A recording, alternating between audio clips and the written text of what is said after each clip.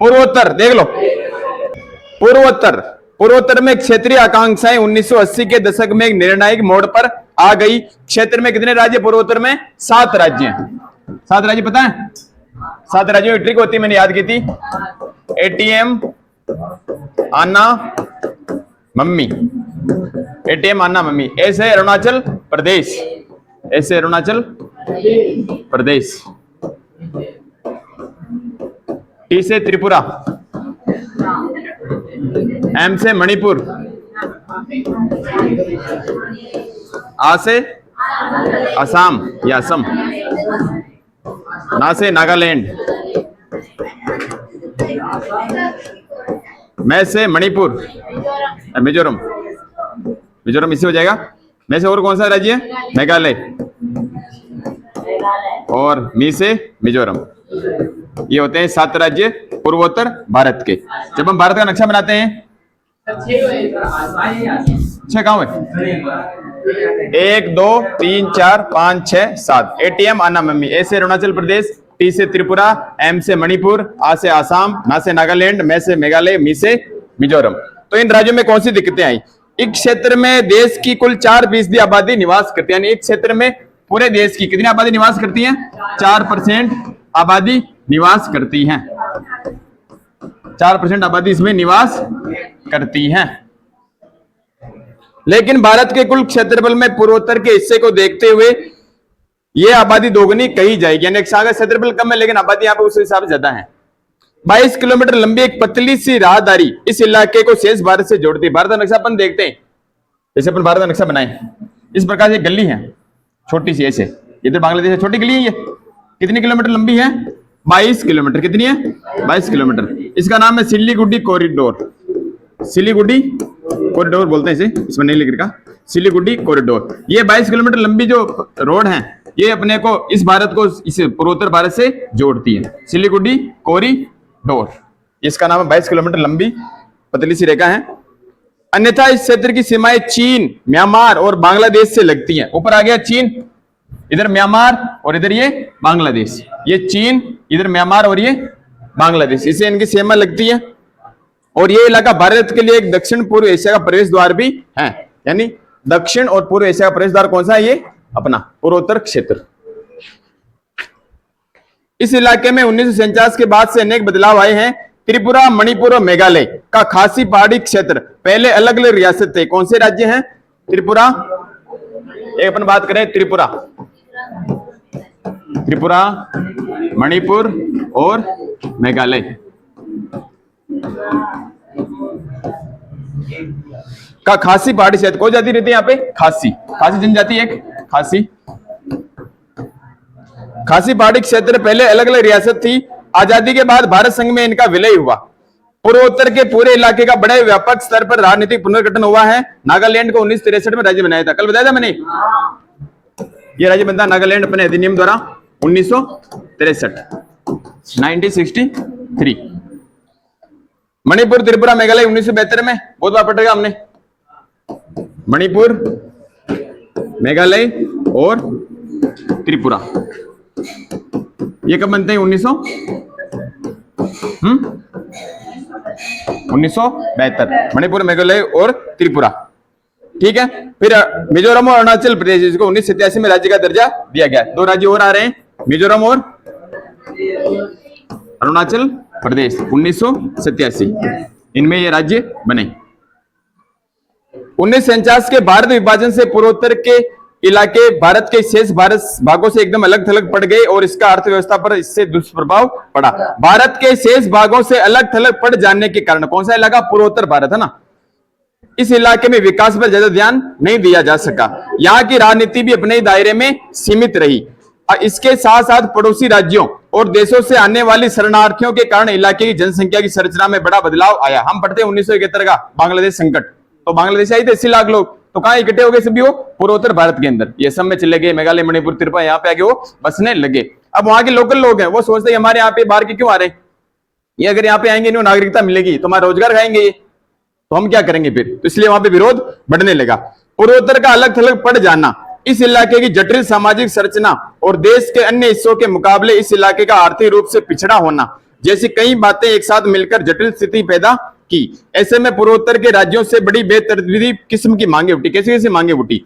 इस इलाके में भारत की अंतर्राष्ट्रीय सीमा रेखा काफी बड़ी है। हम पढ़ते हैं बांग्लादेश सर्वाधिक सीमा बना था भारत से, लेकिन पूर्वोत्तर और भारत के शेष भागों के बीच संचार व्यवस्था बड़ी लचर, यानी अपन संचार व्यवस्था इतनी आगे एडवांस नहीं है। जितनी एडवांस अपन इधर बाकी भारत में है, वैसे पूर्वोत्तर भारत में इतनी संचार व्यवस्था, कम्युनिकेशन सिस्टम इतना एग्रेसिव नहीं है। इससे भी पूर्वोत्तर की राजनीतिक का स्वभाव ज्यादा संवेदनशील रहा, यानी वो अलग थलग पड़ गया पूर्वोत्तर भाग। पूर्वोत्तर के राज्यों में राजनीति पर 3 मुद्दे हावी रहे हैं। कौन से मुद्दे? 3 मुद्दे। ये मुद्दे याद करने में कि पूर्वोत्तर की राजनीति में कितने मुद्दे हावी रहे हैं? राज्य में 3 मुद्दे हावी रहे हैं। कौन सा? पहला, स्वायत्ता की मांग। स्वायत्ता क्या होती है? ज्यादा अधिकारों की मांग है ना। स्वायत्ता की मांग यानी हमें ज्यादा अधिकार दिए जाएं। दूसरी, अलगाव, यानी अलग कर दो हमें, अलगाव। और तीसरा, बाहरी लोगों का विरोध, जो बाहर से आगे, बांग्लादेश से आगे, म्यांमार से आगे, उनको बाहर भेजो, बाहरी शरणार्थी को, यानी बाहरी लोगों का विरोध। बाहरी लोगों का विरोध। 3 समस्या यहां पे आती है। अपन तीनों को विस्तार से पढ़ेंगे। पहली समस्या स्वायत्ता की मांग, दूसरी अलगाव, और तीसरा बाहरी लोगों का विरोध। पहली मांग अपन पढ़ते हैं, स्वायत्ता की मांग। पहली कौन सी है? यानी ज्यादा अधिकार के लिए कौन से आंदोलन होते हैं? स्वायत्ता की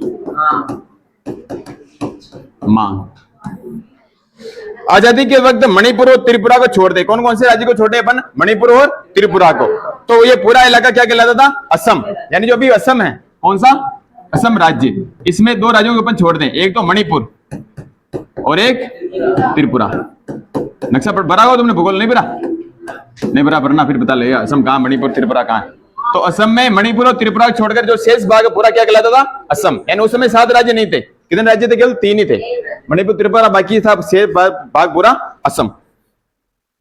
गैर असमी लोगों को जब लगा कि असम की सरकार उन पर असमी भाषा थोप रही है, अब असम में बहुत सारे राज्य रह रहे हैं, 7 राज्य बाद में बटे, पहले 3 राज्य थे मणिपुर और त्रिपुरा को छोड़कर। तो जो बाहरी लोग थे जिनको असम बोलना नहीं आता है, तो उनको लगा गैर असमी लोगों को कि असमी सरकार हम पर असम भाषा जबरन थोप रही है।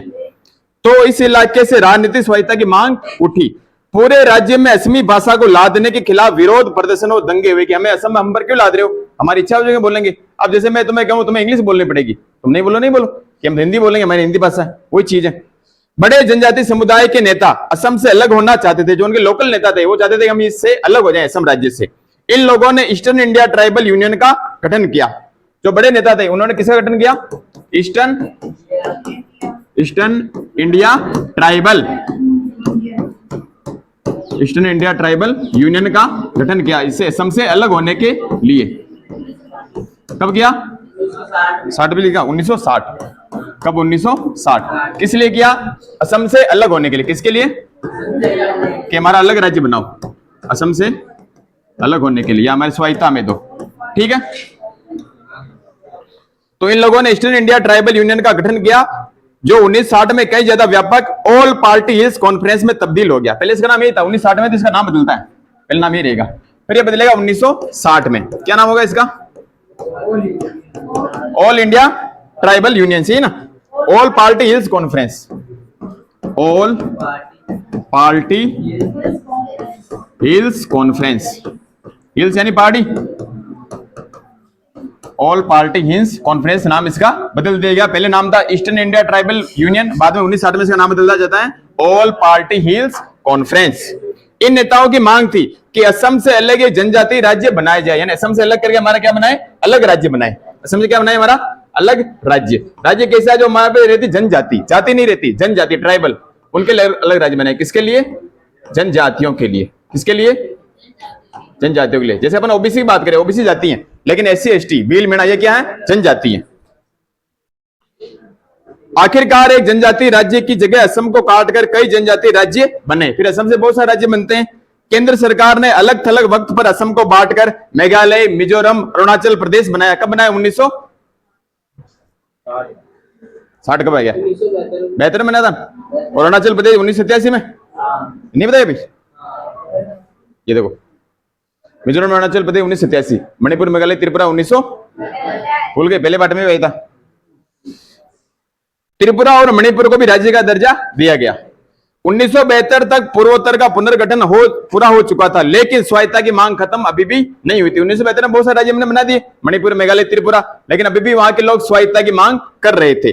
उदाहरण के लिए असम के बोडो, करबी और दिमसा, ये जनजाति वहां के समुदाय, क्या नाम है असम के? असम जनजाति कौन कौन सी है? बोडो, कर्मी, दिमसा ना? बोडो बोलो, करबी था, करबी और दिमसा, ये क्या थी वहां की जनजाति। ये मांग कर रही थी किसकी? स्वायत्ता की। किसकी? कि हमें ज्यादा अधिकार दो। हम वही पढ़ रहे हैं, स्वायत्ता की मांग। इन्होंने राज्य की मांग की, हमें अलग राज्य भी दे दो। ठीक है, ये वाला लिख रखा मैंने। अपनी मांग के पक्ष में उन्होंने जनमत तैयार करने के प्रयास किए, लोगों की राय जानने के लिए प्रयास किए और जन आंदोलन चलाए और विद्रोही कार्यवाही भी की। बहुत बार इन्होंने विरोध भी सरकार का किया। कई दफा ऐसा भी हुआ कि एक इलाके पर एक से ज्यादा समुदायों ने अपनी दावेदारी जताई। इस इलाके के लिए 3-4 जनजातियां आ गई, ये बोडो आ गई, करबी आ गई, दिमसा की, ये इलाका किसका रहेगा? हमारा। छोटे छोटे और निरंतर लघुतर होते राज्य बनाते चले जाना संभव नहीं था। अब जैसे सभी जाते कहने लगे, जैसे राजस्थान में जाट है, गुर्जर, राजपूत, माली, तेली सभी है, सभी के हमारा अलग राज्य बनाओ, तो ऐसा संभव है नहीं कि सबके लिए अलग राज्य बनाए, फिर देश का विभाजन हो जाएगा। तो जो बड़ी जनजातियां उनको अपन टारगेट लेके राज्य बना सकते हैं, लेकिन सबके छोटे छोटे राज्य बनाना पॉसिबल नहीं है।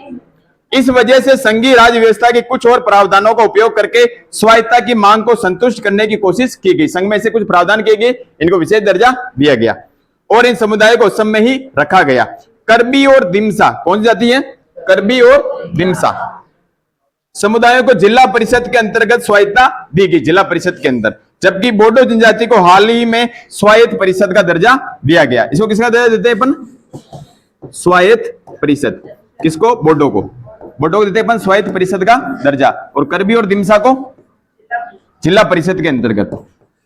जो अपन डीआर के चुनाव होते ना, डीआर जिला प्रमुख वाले, उसमें जिला परिषद में इनको स्वायत्ता दी गई। इस तरीके से मामले को शांत किया गया। पहला था हमने स्वायत्ता की मांग, दूसरा क्या था? अलगाव, अलगाववादी आंदोलन। अलगाव यानी अलग होना। अलग होने के लिए कौन सा आंदोलन चलाए? यानी हिंसा का आंदोलन चलेंगे, सरकार का विरोध करेंगे हिंसा के रूप में, अलगाववादी आंदोलन। स्वायत्ता की मांगों से निपटना आसान था क्योंकि संविधान में विभिन्नताओं का समाहार संघ में करने के लिए प्रावधान पहले से मौजूद थे। लेकिन जब कुछ समूहों ने अलग देश बनाने की मांग की, और वे भी किसी क्षणिक आवेश में नहीं, लोगों ने देश बनाने की मांग की लेकिन कोई आवेश में नहीं, गुस्से में नहीं कि मैं देश अलग बनावा, बल्कि सिद्धांतगत तैयारी के साथ, यानी पूरी उनकी योजना थी, इस योजना के तहत अपन देश से अलग होंगे, पूरी प्लानिंग थी उनकी, और प्लानिंग के साथ वो दिशा बना के देश से अलग होना चाह रहे थे। ऐसा नहीं कि वो कोई आवेश में आगे किसी ने बेला फुसला दिया कि देश की मांग करो अलग, ऐसा नहीं। उनकी क्या थी? पूरी रणनीति थी, यानी पूरी क्या थी उनकी? सिद्धांतगत तैयारी। और तो इस मांग से निपटना मुश्किल हो गया। देश के नेतृत्व को पूर्वोत्तर के 2 राज्यों में अलगाववादी मांग का लंबे समय तक सामना करना पड़ा। इन 2 मामलों की आपसी तुलना हमें लोकतांत्रिक राजनीति के कुछ सबक सिखाती है। 2 राज्यों कौन कौन से? एक तो अपना आएगा नागालैंड, कौन सा राज्य आएगा? लिख लेना किताब में, नागालैंड। और एक आएगा मिजोरम, कौन सा आएगा? तुम्हारा लिखा हुआ क्या? नहीं लिखा हुआ या नहीं? किताब में लिखा हुआ नहीं लिखा? नागालैंड में, मिजोरम, 2 राज्यों में अपने समस्या है किसकी? अलगाव की समस्या। आजादी के बाद मिजो पर्वतीय क्षेत्र, पहले किसकी बात करेंगे अपन? मिजोरम की। आजादी के बाद मिजो पर्वतीय क्षेत्र को असम के भीतर एक स्वायत्त जिला बना दिया गया था। यानी बात पहले किसी करते अपन? ए लगा के लिख लें, मिजोरम। मिजोरम पहले असम के अंदर क्या था? जिला था। क्या था? पहले राज्य नहीं था मिजोरम। 1987 में था मिजोरम, तो अरुणाचल प्रदेश मिजोरम 1987। उससे पहले क्या था? ये जिला था। कुछ मिजो लोगों को मानना था कि वे कभी भी ब्रिटिश इंडिया के अंग नहीं रहे, इसलिए भारत संघ से उनका कोई नाता नहीं है। इधर देखो, जो मिजोरम के लोग थे, मिजोरम जिला था उस समय, किसका? असम का। इनका मानना था कि ब्रिटिश इंडिया से पहले हम भारत का अंग नहीं थे, तो हम किसका हिस्सा नहीं है? भारत का। हम भारत से अलग है, भारत को खुद को हम हिस्सा नहीं मानते, अंग नहीं मानते। 1959 में मिजो पर्वतीय इलाके में भारी अकाल पड़ा। क्या होता है? 1959 में यहां पे क्या होता है? अकाल पड़ता है मिजोरम के अंदर ना, मिजो पर्वतीय क्षेत्र में क्या पड़ता है? अकाल पड़ता है। असम की सरकार इस अकाल को समुचित प्रबंध करने में नाकाम रही। सरकार कोई खास कदम नहीं उठा पाई, यानी क्या रही? सरकार नाकाम रही। सरकार सहायता कराने में नाकाम रही। सरकार सहायता देने में नाकाम रही, यानी सरकार इनकी समुचित सहायता नहीं कर पाई। इसी के बाद अलगाववादी आंदोलन को जन समर्थन मिलना शुरू हो गया। लोगों ने सोचा सरकार हमारी मदद नहीं कर रही है और उन्होंने देश से अलग होने की मांग उठाना शुरू कर दिया। मिजो लोगों ने गुस्से में आकर लाल डेंगा के नेतृत्व में मिजो नेशनल फ्रंट बनाया। वेरी वेरी इंपॉर्टेंट, एक पार्टी आ रही मिजो नेशनल फ्रंट। क्या आ रही है? मिजो नेशनल फ्रंट, ये नाम तुम्हें याद रखना। मिजो नेशनल फ्रंट यानी मिजोरम के अंदर कौन बनाएगा? लाल डेंगा। इनका नेता कौन है? लाल डेंगा। ये तुम्हें नाम याद रखना। फिर बाद में मिजोरम का पहला मुख्यमंत्री ये बनेगा, लाल डेंगा। तो मिजो नेशनल फ्रंट बनाते हैं लोग। नेता कौन है इनका? लाल डेंगा। 1966 में मिजो नेशनल फ्रंट ने आजादी की मांग करते हुए सशस्त्र अभियान शुरू कर दिया। और इस पार्टी ने कब? 1966 में, 1966 में क्या कर दिया? सशस्त्र विद्रोह, हथियार उठा लिए इन्होंने। सशस्त्र विद्रोह अपनी सरकार के खिलाफ सशस्त्र विद्रोह करना शुरू कर दिया मिजो नेशनल फ्रंट ने। इस तरह भारतीय सेना और मिजो विद्रोहियों के बीच 2 दशक तक चली लड़ाई की शुरुआत हो गई। यानी लड़ाई की शुरुआत हो जाती भारतीय सेना और मिजो नेशनल फ्रंट के बीच। कितने साल तक चलती है? 2 दशक, यानी 20 साल तक। कितने साल तक? 20 साल तक। मिजो नेशनल फ्रंट में गुरिल्ला युद्ध किया। कौन सा युद्ध किया इन्होंने? गुरिल्ला युद्ध क्या होता है? छुपकर हमला करना। जैसे भारतीय सेना जाती पहाड़ियों में, ये सामने से हमला नहीं करती। पहाड़ियों जाए कोई तीर चला रहा है, कोई बंदूक चला रहा है, कोई गोली चला रहा है, पहाड़ियों से कोई पत्थर फेंक रहा है, नहीं, पहाड़ियों से गुप्त छुप के हमला करना, गुरिल्ला युद्ध। पर सही बैठ जाना, मार खा जाए पागल। उसे पाकिस्तान की सरकार ने समर्थन दिया। इसको समर्थन किसने दिया? पाकिस्तान की सरकार ने, यानी पाक ने इसे क्या दिया? समर्थन दिया। किसको? मिजो नेशनल फ्रंट को, क्योंकि वो चाहता था भारत के टुकड़े हो तो अच्छी बात है, इसलिए मिजो नेशनल फ्रंट को पाकिस्तान से समर्थन भी मिलता है। और तत्कालीन पूरी पाकिस्तान में मिजो विद्रोही ने अपने ठिकाने बनाए। पूरी पाकिस्तान में, अब आज के जो बांग्लादेश है, 1971 में बना बांग्लादेश, पहले क्या था वो? पूरी पाकिस्तान। पूरी पाकिस्तान, तो पूरी पाकिस्तान में इन्होंने अपने ठिकाने बनाए। किसने? मिजो नेशनल फ्रंट ने। यानी मिजो नेशनल फ्रंट अपने ठिकाने कहां बनाती है? पूर्वी पाकिस्तान में। और पूरी पाकिस्तान में क्या करता है? समर्थन करता है, इसको सपोर्ट देता है। भारतीय सेना ने विद्रोही गतिविधियों को दबाने के लिए जवाबी कार्रवाई की। इसमें आम जनता को भी कष्ट उठाने पड़े, लोकल नागरिकों को भी इसमें समस्याएं आई। एक दफे तो वायुसेना तक का इस्तेमाल भी किया गया, एयरफोर्स का भी। सेना के इन कदमों से स्थानीय लोगों में क्रोध और अलगाव की भावना और तेज हुई। लोगों ने सोचा हमें दबा रहे हैं, लोग और ज्यादा भड़क गए। 2 दशकों तक चले बगावत में हर पक्ष को हानि उठानी पड़ी। भारतीय सेना का भी नुकसान हुआ और मिजो नेशनल फ्रंट का भी नुकसान हुआ। इसी बात को भाप कर दोनों पक्षों के नेतृत्व ने समझदारी से काम लिया और पाकिस्तान में निर्वासित जीवन जी रहे। लाल डेंगा कहां चला गया था? भागकर पाकिस्तान में। तो पाकिस्तान में निर्वासित जीवन जी रहे लाल डेंगा कहां आते हैं? भारत। और उन्होंने भारत सरकार के साथ बातचीत शुरू की। लाल डेंगा भारत आता है और भारत सरकार के साथ बातचीत शुरू करता है। राजीव गांधी ने इस बातचीत को सकारात्मक समाधान तक पहुंचाया। 1986 में राजीव गांधी और लाल डेंगा के बीच शांति समझौता हुआ। Very very important. अब अगला समझौता होगा 1986 में। किसके बीच? वही राजीव गांधी और इधर लाल डेंगा। ये होता समझौता मिजोरम के लिए। राजीव गांधी पहले समझौता किया था 1985 में, जुलाई 1985, हरचंद लोंगोवाला समझौता पढ़ा था हमने। वो पहला कहां गया? पंजाब में। दूसरा समझौता कहां करें? ये मिजोरम में, असम के अंदर करें, मिजोरम में करें 1986 में राजीव गांधी और लाल डेंगा। 1986 में राजीव गांधी और लाल डेंगा के बीच एक शांति समझौता हुआ। समझौते के अंतर्गत मिजोरम को पूर्ण राज्य का दर्जा मिला। इसके अगले साल 1987 में बनता मिजोरम, हम पढ़ते हैं। यानी समझौते में क्या कहा गया? पहला कि मिजोरम क्या बनेगा? अलग राज्य बनेगा। और 1987 बनता है, यानी मिजोरम को अलग राज्य का दर्जा दिया गया। अलग राज्य का दर्जा दिया गया। और इसके अगले साल 1987 में मिजोरम राज्य बन जाता है, अरुणाचल प्रदेश और मिजोरम। ठीक है। और उसे कुछ विशेष अधिकार भी दिए गए। मिजो नेशनल फ्रंट अलगाववादी संघर्ष की राह छोड़ने पर राजी हो गया। यानी मिजो नेशनल फ्रंट था, उसने क्या कहा कि मैं अलगाववादी राह छोड़ देंगे, हम विद्रोह अब नहीं करेंगे। यानी अलगाववादी आंदोलन छोड़ने को हो गया तैयार। समझ में आ रही बात? अलगाववादी आंदोलन छोड़ने को तैयार हो जाता मिजो नेशनल फ्रंट। और तीसरी मांग, तीसरा क्या होता इसमें? मिजो और लाल डेंगा कौन बनते हैं? मुख्यमंत्री। लाल डेंगा क्या बने थे? मिजोरम का पहला मुख्यमंत्री। लाल डेंगा सीएम बने, याद रहेगा। यह समझौता मिजोरम के इतिहास में निर्णायक मोड़ साबित हुआ। आज मिजोरम पूर्वोत्तर का सबसे शांतिपूर्ण राज्य है। उसके बाद आज तक मिजोरम में कोई हिंसा नहीं हुई। कभी एक बार पढ़ा क्या मिजोरम में कोई हिंसा हो रही? आज तक नहीं हो रही। अपन पढ़ते हैं मणिपुर पढ़ते हैं, लेकिन कभी सुना क्या मिजोरम? नहीं होता, जबकि खतरनाक राज्य था। राजीव गांधी समझौते करने के बाद मिजोरम आज तक का सबसे पूर्वोत्तर भारत का सबसे शांत राज्य है। वहां पे कोई समस्या ऐसी नहीं आई, और उसने कला, साहित्य और विकास की दिशा में अच्छी प्रगति भी की है। बात बोले बड़ी, ये हमने पढ़ा मिजोरम। ये लाल डेंगा, देखो दिख रहा फोटो, लाल डेंगा मिजो नेशनल फ्रंट के संस्थापक और नेता। 1959 के अकाल के बाद विद्रोही बन गए। भारत के खिलाफ 2 दशक तक सशस्त्र संघर्ष का नेतृत्व किया। 1986 में प्रधानमंत्री राजीव गांधी के साथ सुलह समझौते हस्ताक्षर किए और नवनिर्मित मिजोरम के पहले मुख्यमंत्री बनते हैं कौन? लाल डेंगा। एक राज्य और पढ़ते हैं अगला, नागालैंड की छोटी बात पढ़ लेते हैं। यहाँ पे नागा जनजाति रहती है, उसके नाम पे इसका नाम है नागालैंड। नागालैंड की कहानी भी मिजोरम की तरह है, लेकिन सुनो ध्यान से, नागालैंड का अलगाववादी आंदोलन ज्यादा पुराना, इसका ज्यादा आंदोलन पुराना अलगाववाद का, और अभी इसका मिजोरम की तरह खुशगवार हल नहीं निकल पाया। नागालैंड में आज तक शांति इतनी स्थापित नहीं हुई। अपने पढ़ते आज भी विद्रोह होते नागालैंड में, आज तक शांति इतनी स्थापित नहीं हुई। अंगमी जप्पू फिजो, क्या नाम आ रहा है? ये नाम तुम्हें आ रहा है ना, ये नेता है का अंगमी जप्पू फिजो, बोलो एक बार।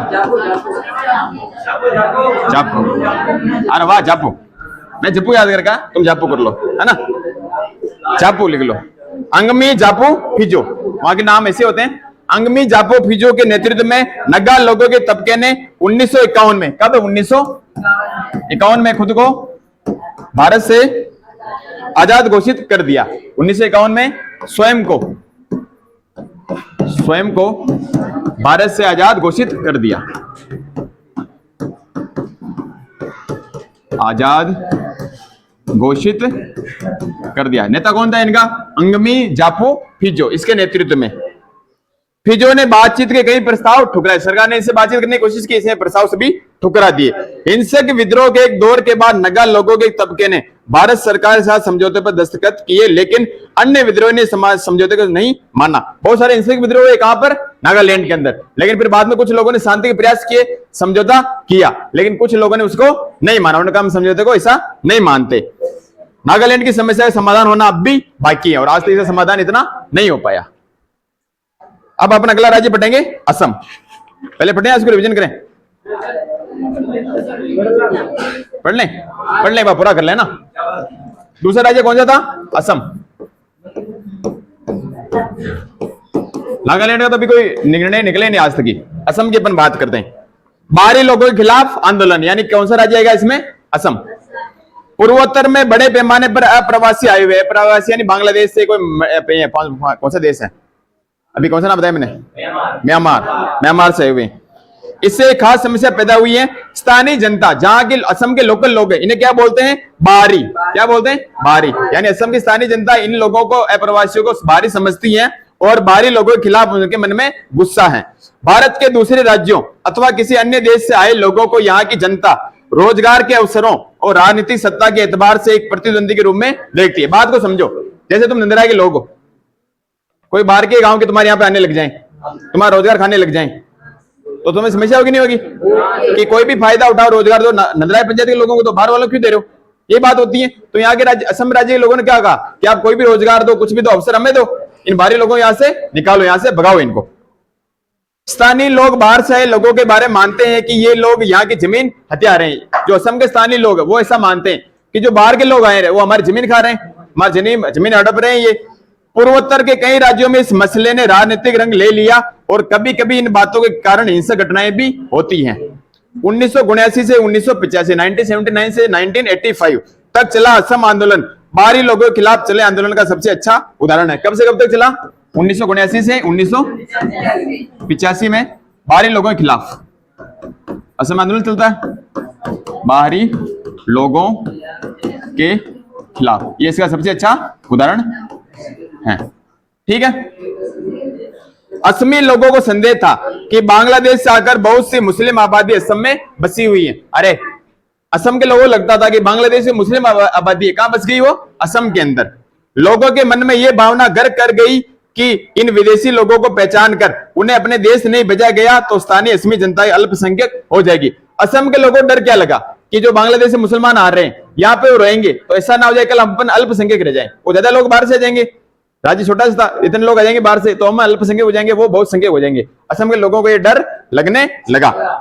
कुछ आर्थिक मसले भी थे, कुछ आर्थिक समस्याएं भी थी। असम में तेल, चाय और कोयले जैसे प्राकृतिक संसाधनों की मौजूदगी, कौन कौन से? एक तो तेल और एक चाय और कोयला जैसे प्राकृतिक संसाधनों की मौजूदगी के बावजूद व्यापक गरीबी थी। असम में क्या क्या निकलता है? एक तो तेल, चाय और कोयला ये निकलता है। ये कौन सा संसाधन है? प्राकृतिक संसाधन, यानी ये कहां से निकलते हैं? खनिज के रूप में निकलते हैं प्रकृति से। फिर भी यहाँ पे क्या है? गरीबी। क्या है? इसके बावजूद भी असम में क्या है? गरीबी। यहां की जनता ने माना, असम की जनता ने क्या माना? गरीबी कारण।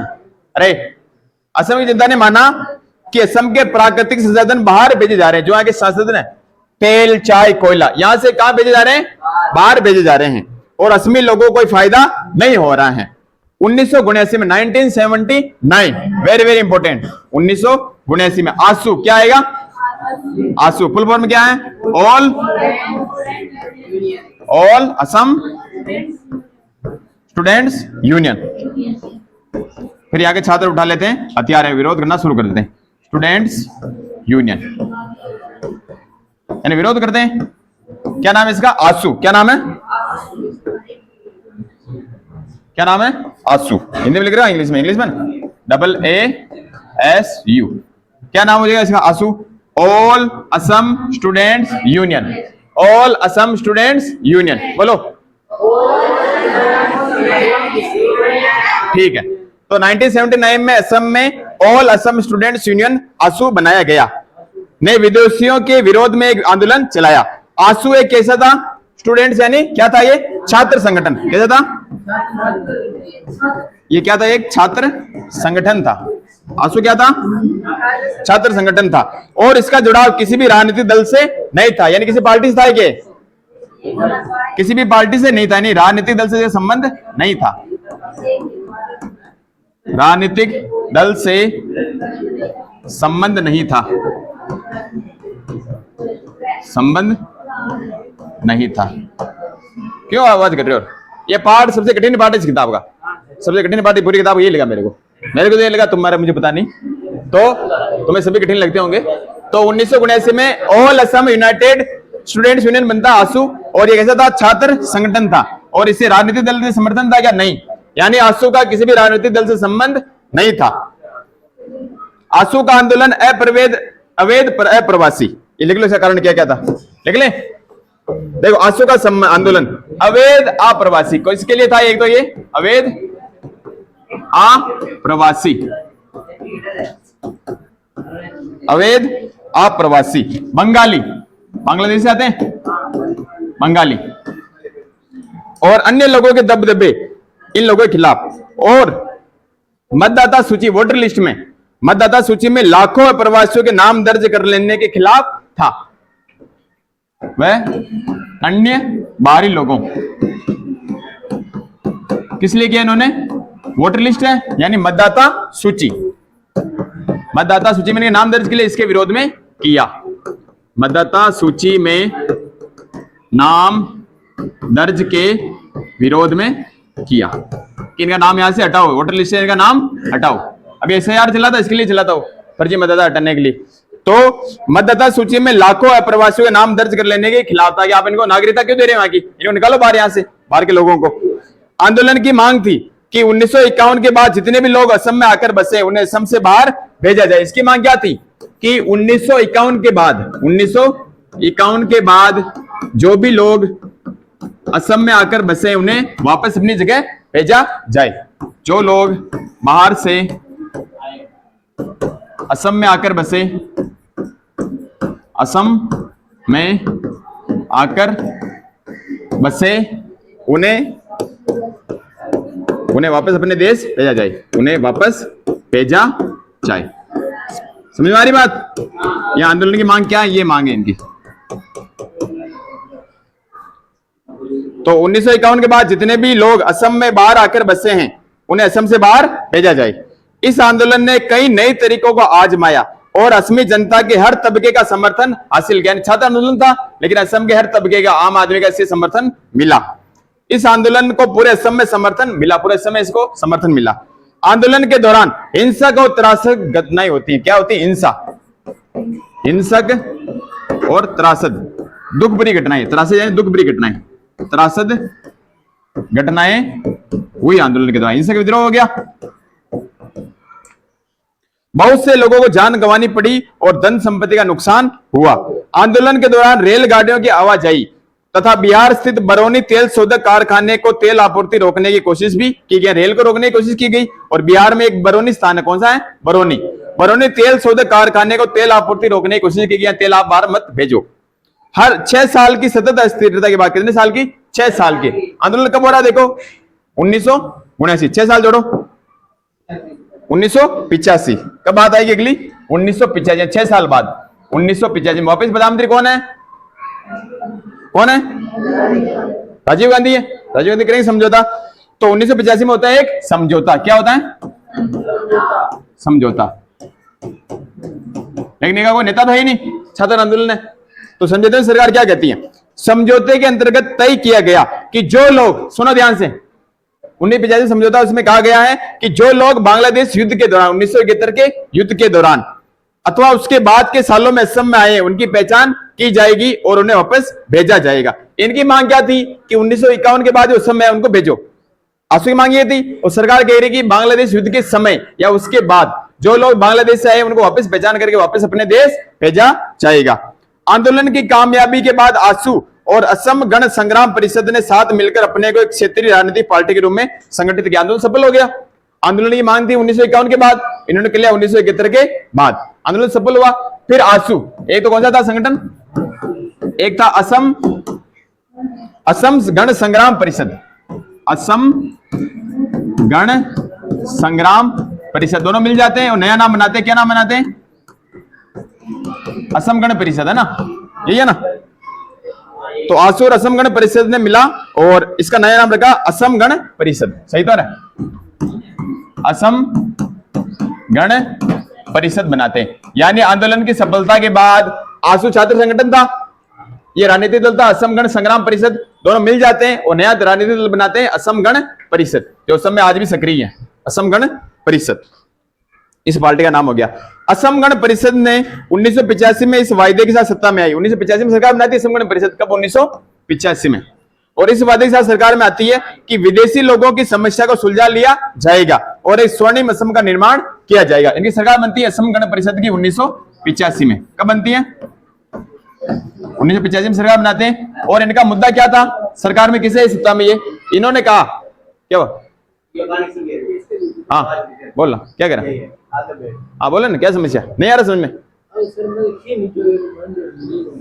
समझ नहीं आ रहा?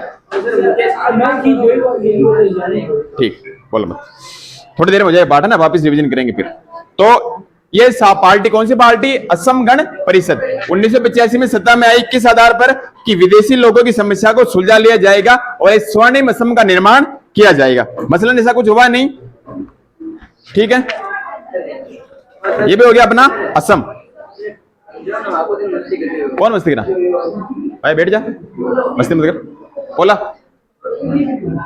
बोला मस्ती कर। देखो एक बार आ रहा नई दुनिया, असम समझौता उल्लेखनीय उपलब्धि मिला, ठीक है? समाहार और राष्ट्रीय अखंडता, यहां से तो प्रश्न बैठेगा नहीं। एक छोटा सा मुद्दा है जो महत्वपूर्ण मुद्दा, सिक्किम का विलय। अपना एक राज्य है सिक्किम, कौन सा है? सिक्किम। 1971 कहां पर? किसने बताया? नहीं, देखो सिक्किम भारत का कौन सा राज्य बनता? प्रश्न आया था अभी 12वीं क्लास में तुम्हारे। सिक्किम भारत का कौन सा राज्य बना? 22वां राज्य। कौन सा? मुझे याद है, मैं परीक्षा में था उस समय। तो 22वां राज्य बना कौन सा? सिक्किम। अब सिक्किम कैसे बना इसके बारे में ध्यान से सुनो। सिक्किम पहले क्या राजा बैठता था, लेकिन बाद में इन्होंने अपने संगठन बनाया और सरकार से, भारत सरकार से समझौता किया और उसके बाद ये सिक्किम भारत का राज्य बनता 22वां राज्य। आजादी के समय, देखो आजादी के समय सिक्किम को भारत की शरणागति प्राप्त थी, यानी भारत के अंडर में था लेकिन वहां का अपना खुद का राजा था। इसका मतलब यह था कि जब सिक्किम भारत का अंग तो नहीं था, अरे हवा नहीं, आजादी के समय सिक्किम भारत का अंग था क्या? नहीं था, लेकिन वह पूरी तरह संप्रभु राष्ट्र भी नहीं था, यानी उसके ऊपर कंट्रोल किसका था? भारत का, लेकिन अपने अंदरूनी फैसले वो खुद लेता था। बाहरी सुरक्षा उसकी तरह सिक्किम की भारत, और खुद के फैसले खुद ले रहा है। सिक्किम की रक्षा और विदेशी मामलों का जिम्मा भारत सरकार का था। किसका जिम्मा था? यानी रक्षा और विदेशी मामले, रक्षा व विदेशी मामले, ये किसके अंडर में थे? भारत सरकार के अंडर में, अपनी भारत सरकार के अंडर में थे, भारत सरकार के पास।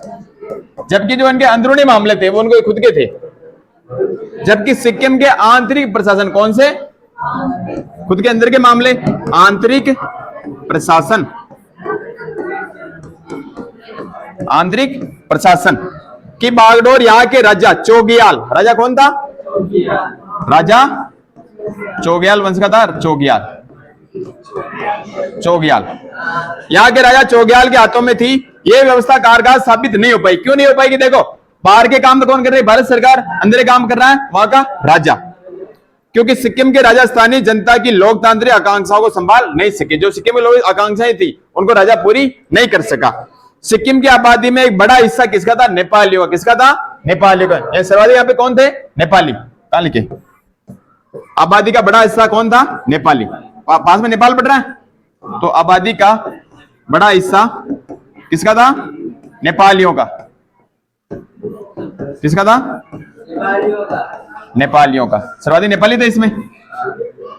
नेपाली मूल की जनता के मन में यह भाव घर कर गया कि चोग्याल अल्पसंख्यक लेपचा भूटिया के एक छोटे से विजन तबके का शासन उन पर लाद रहा है। यानी जहां पे अल्पसंख्यक जाति थी सिक्किम के अंदर, उसका नाम था लेपचा भूटिया। क्या नाम था? लेपचा भूटिया। क्या नाम था? लेपचा भूटिया।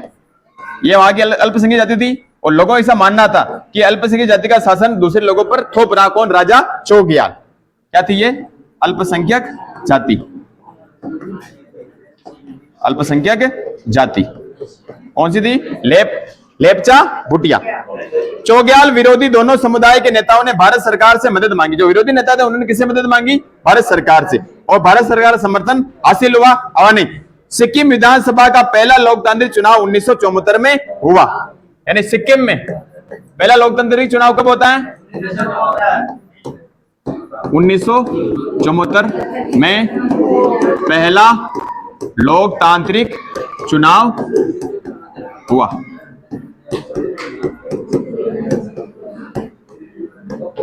सिक्किम में 1974 में पहला लोकतांत्रिक चुनाव हुआ, और इसमें सिक्किम कांग्रेस को भारी विजय मिली। कौन सी पार्टी जीती इसमें? सिक्किम की कांग्रेस। यहां पे कौन जीता थी उस समय? कांग्रेस। सिक्किम कांग्रेस जीती। ठीक है, यह पार्टी सिक्किम को भारत के साथ जोड़ने के पक्ष में थी। इसका पक्ष क्या था? सिक्किम कांग्रेस का, कि आप भारत के साथ जुड़ जाओ। यानी किस पक्ष में थी? भारत के साथ सिक्किम को जोड़ने में, भारत के साथ सिक्किम को जोड़ने के पक्ष में थी। सिक्किम को जोड़ने के पक्ष में थी। कौन सी पार्टी? सिक्किम कांग्रेस पक्ष में थी। समझ वाली बात?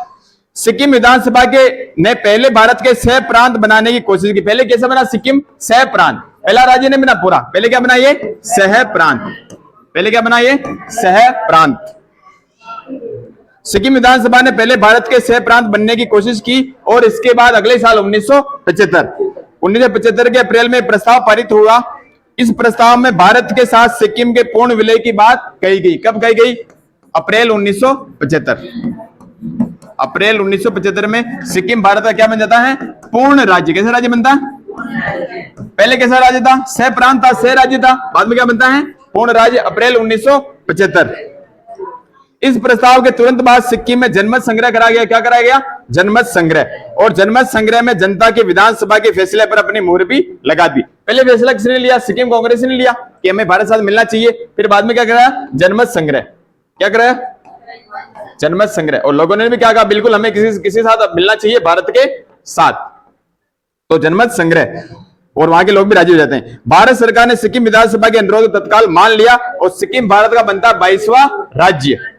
चोग्याल ने इस फैसले को नहीं माना, और उसके समर्थकों ने भारत सरकार पर साजिश रचने तथा बल प्रयोग करने का आरोप लगाया। राजा ने इसका विरोध किया चौकियाल ने कि आपने हमारे को मिलाया क्यों, आपने यहाँ पे हिंसा भड़काई, उसने इसका विद्रोह किया। बहरहाल भारत संघ में सिक्किम के विलय को स्थानीय जनता का समर्थन हासिल था, लोग इसके समर्थन में थे।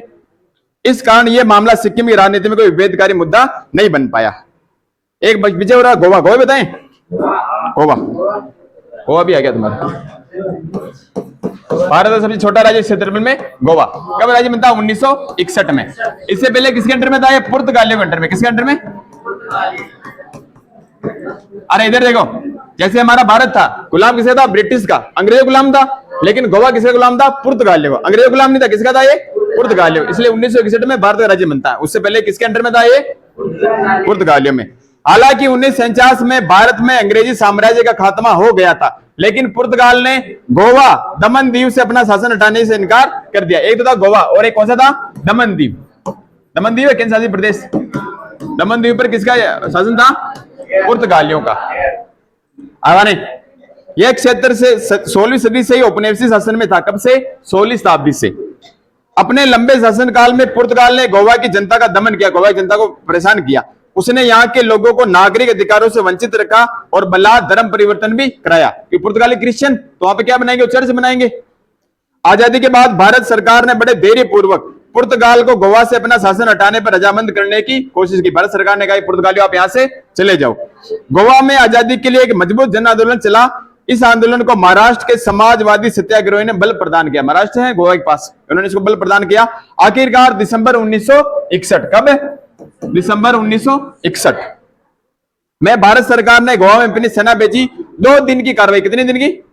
2 दिन की कार्रवाई में भारतीय सेना ने गोवा को मुक्त करा लिया और गोवा दमन दीव संघ शासित प्रदेश के बने। दोनों क्या बने बाद में? संघ शासित प्रदेश, केंद्र शासित प्रदेश। उसमें गोवा राज्य नहीं बनता, क्या बनता है? संघ शासित प्रदेश। संघ शासित प्रदेश बनाते पहले दोनों को, गोवा और दमन दीव को, बाद में इसको बनाते राज्य।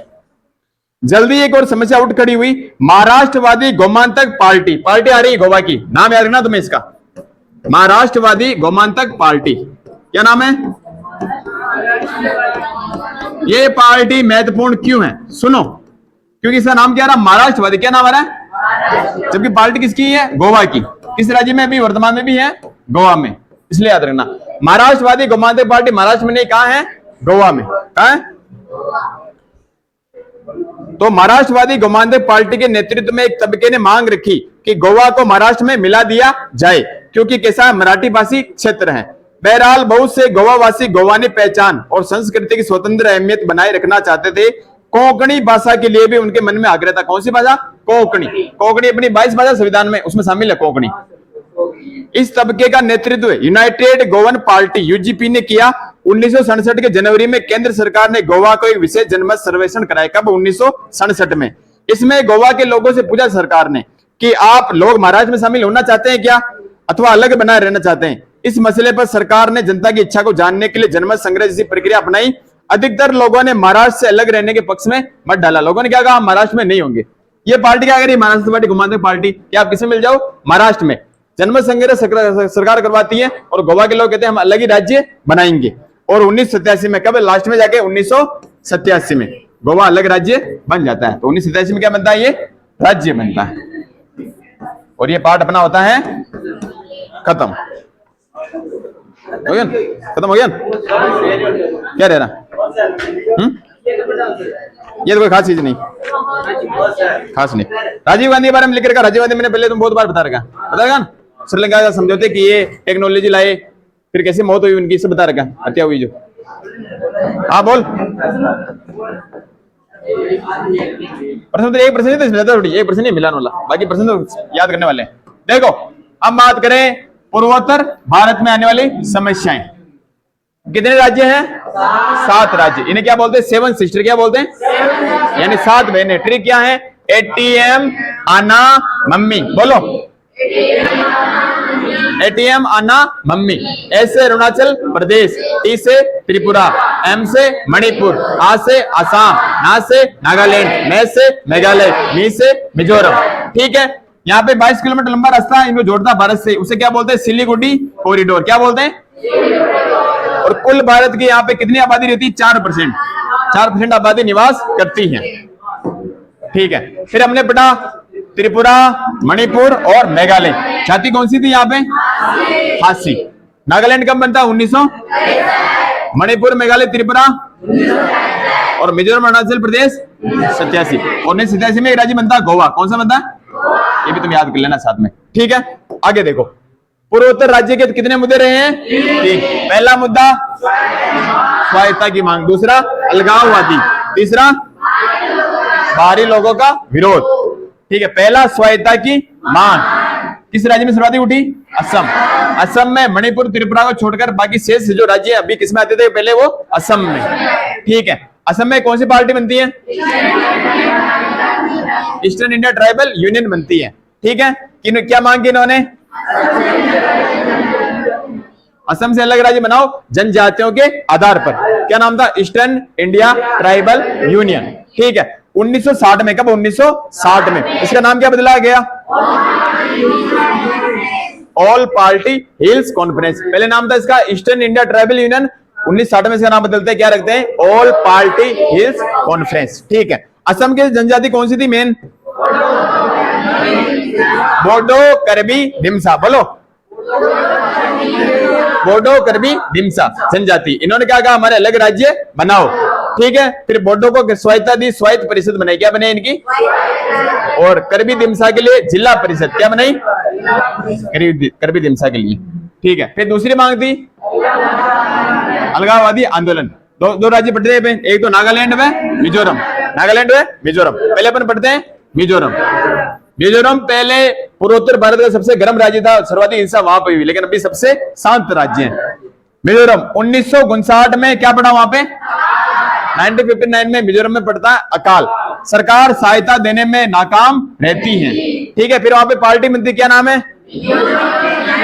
Mizo national front. नेता कौन है इसका? इसको समर्थन कहां से मिला?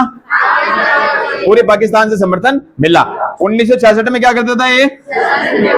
1966 में ये हथियार उठा लेता है। कैसा युद्ध करता है? गुरिल्ला युद्ध, छुप कर मारना। ठीक है, 1986 में समझौता होता है ऐतिहासिक। क्या ना किसी से बीच होता है? राजीव गांधी और लाल डेंगा। समझौते की 3 बातें मानते हैं। क्या? पहली, मिजोरम को अलग राज्य का दर्जा देंगे, और 1986 जस्ट अगले साल 1987 में मिजोरम नया राज्य बन जाता है। ठीक है, दूसरी मांग यानी मिजो नेशनल फ्रंट अब अलगाववादी आंदोलन नहीं करेगा। तीसरा, मुख्यमंत्री कौन बनेगा? लाल डेंगा। इनके नेता क्या बना देगा अपन? मिजोरम का पहला मुख्यमंत्री। ठीक है, फिर बात के दूसरा राज्य नागालैंड। नागालैंड में कौन था नेता?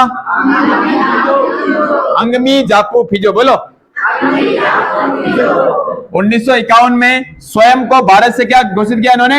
आजाद। यानी अंगमी जापू फिजो के नेतृत्व में नागालैंड के लोगों ने 1951 में स्वयं को भारत से आजाद घोषित कर दिया, लेकिन वहां पे कोई समझौता इतना कारगर नहीं हुआ और आज भी यहाँ पे समस्याएं होती है नागालैंड में। फिर हमने पढ़ा एक राज्य कौन? असम।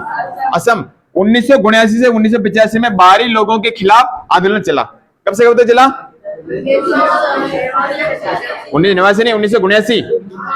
1979 से 1985 में बाहरी लोगों के खिलाफ चलता असम में आंदोलन। ठीक है, क्या प्राकृतिक संसाधन है वहां पे? तेल। फिर भी वहां पे क्या है? गरीबी। 1979 में एक दल पार्टी बनती, पार्टी नहीं मतलब यूनियन बनता है। क्या नाम है इसका? आसू। 1979 में असम में एक दल बनता, मतलब छात्रों का संगठन बनता, उसका नाम है ऑल असम स्टूडेंट्स यूनियन।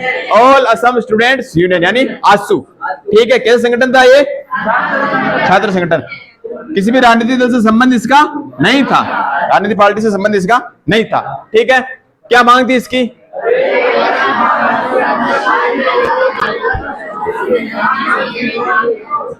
अवैध अप्रवासी बंगाली व अन्य लोग जिनके नाम किसमें शामिल है? मतदाता सूची, वोटर लिस्ट में, उनके नाम को क्या करो? हटाओ यहां से, इनको अपने अपने देश वापस भेजो। 1951 के बाद जो लोग बाहर से कहा हैं असम में, उन्हें वापस कहां भेजो? उनके देश भेजा जाओ, ये इनकी मांग थी। और कैसी घटनाएं होती हैं? हिंसा बढ़ती है कहां पर? असम में। ठीक है, फिर 1985 में होता है समझौता। कब होता है? 1985 में। किस किस के बीच होता है? सरकार और आसू के बीच। ठीक है, फिर आसू और एक पार्टी थी, कौन? दोनों मिल जाती हैं। आसू छात्र संगठन था और ये राजनीतिक दल था असम गण संग्राम परिषद, और नया राजनीतिक पार्टी बनाते, नई पार्टी असम गण परिषद। कौन सी पार्टी बनाते हैं? असम गण परिषद। ठीक है, कब बनाते हैं? 1985 में। और सरकार बना लेती है अपनी पहली बार। अब अगला राज्य अपना सिक्किम। कौन सा राज्य बना भारत का? ये 22वां। यहाँ के रक्षा व विदेश मामले कौन देखता था? जबकि आंतरिक प्रशासन किसके हाथ में था? राजा कौन था? चोग्याल। ठीक है, फिर आबादी का बड़ा हिस्सा कैसा था यहाँ पे? नेपाली। ठीक है, फिर यहाँ पे अल्पसंख्यक जाति थी, उसका नाम था लेपुचा भूटिया। लेपचा भूटिया, क्या नाम था? और सिक्किम में लोगों ने माना कि लेपचा भूटिया हम पर क्या कर रही है? अपना दबाव बना रही है, अल्पसंख्यक जाति, इसका राज चल रहा है। ठीक है, फिर सिक्किम में 1974 में पहले लोकतांत्रिक चुनाव होते हैं। सिक्किम में 1974 में पहले लोकतांत्रिक चुनाव होते हैं। पार्टी में कौन आती है? सिक्किम कांग्रेस जीतती है। और क्या मांग रखती है? यानी सिक्किम कांग्रेस भारत साथ सिक्किम को जोड़ने के पक्ष में थी। ठीक है, फिर पहले किसका बनाते? दर्जा किसे देते हैं? सह प्रांत। यानी सिक्किम को पहले सह प्रांत का दर्जा मिलता है। फिर वहां पे जन्म संग्रह होता है। और उसके बाद अप्रैल 1975, कब है? अप्रैल 1975 में कैसा बनता है? ये पूर्ण राज्य। किसके द्वारा? जन्म संग्रह के द्वारा। एक लास्ट है अपने गोवा। गोवा व दमन दीव पहले किसके अंडर में थे दोनों? और गोवा नया राज्य कब बनता है? दिसंबर 1961। कब बनता है? दिसंबर 1961। पहले क्या बनाया इनको? यानी गोवा दमन दीव पहले संघ शासित प्रदेश यानी केंद्र शासित प्रदेश बने। बाद में पार्टी थी वहां पे गोवा में, कौन से नाम था? महाराष्ट्रवादी गोमांतक पार्टी। कहां पे थी ये? इसकी मांग थी हमें किसी के साथ जोड़ो? महाराष्ट्र के साथ। लेकिन वहां के लोगों ने कहा हमें अलग राज्य बनाओ। फिर 1987 में गोवा बनता है अलग राज्य और अपना पार्ट होता है खत्म।